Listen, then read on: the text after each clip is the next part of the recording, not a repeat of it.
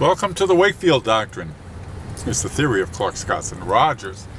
This is number 2 in a series of video posts that we'll be doing. Actually, it's kind of an episode within the video posts that we'll be doing following Lizzie's advice as to putting a face on the Wakefield Doctrine.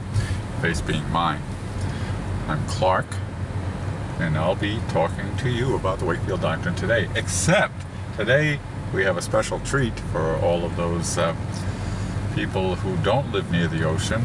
I'm going to be driving along the shoreline of Rhode Island. Specifically, it's a section, if you look it up on the Google, it's called Wekefield, a section of homes in this part of the state, southern Rhode Island.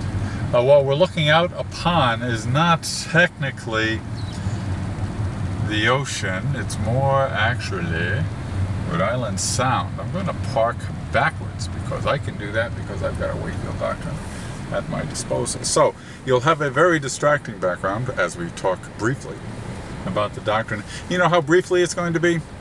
Wakefield Doctrine, we all know, is a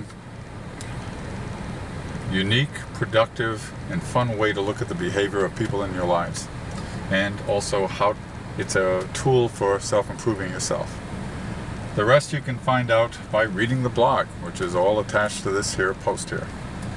The videos that we're doing, though, are not as much the explanation of the Wakefield Doctrine as it is a demonstration and illustration of the use of the principles of the Wakefield Doctrine. Look at that ocean, huh? How cool is that?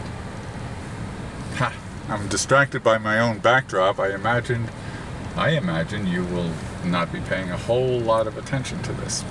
So what you will be seeing in these forthcoming video posts will be, I'll hold forth on the doctrine, mostly illustrations, examples of how to apply the Wakefield Doctrine. And this, in fact, is as I just said, this is a demonstration of the application of the principles, because as a Clark, the most unnatural thing for me to do is what I'm doing right now, which is facing a camera and talking to people about the doctrine. Clark's primary characteristic of a Clark is photophobic. We tend not to like to have our image taken, still photo, recorded, or otherwise.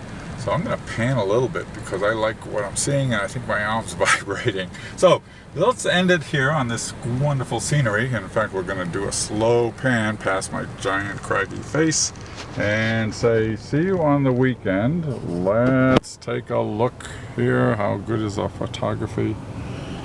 Let's pan a bit here. What you're seeing behind the car and forward of the car is Rhode Island Sound, the coastline.